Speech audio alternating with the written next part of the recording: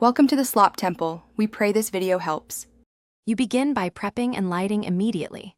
Clear ash and arrange the charcoal chimney on the bottom grate. Pour 1 to 2 pounds of briquettes or lump into the chimney.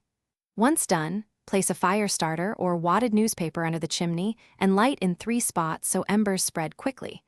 Make sure to close the lid vents partially to draw air once coals glow. This increases draft and speeds ignition. Don't delay, get the chimney hot before spreading coals. Once the coals are ashy on top, you continue by pouring them into the grill. For searing, distribute coals evenly across the charcoal grate. For indirect cooking, bank them to one side, leaving a cooler zone. Make sure to set the bottom vent around 50 to 75% open and crack the lid vent to fine-tune temperature. Closing too much suffocates the fire. You then let the grill come to range for about 10 to 15 minutes, with the lid closed to stabilize heat.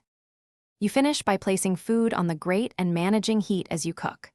Start with direct searing or position over the indirect side.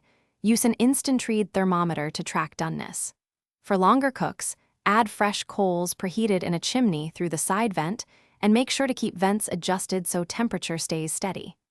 If flames flare up, move food to a cooler zone and close the lid briefly to starve oxygen. This will usually calm flames while you wait to resume cooking. Thanks for watching. Consider subscribing if we helped you.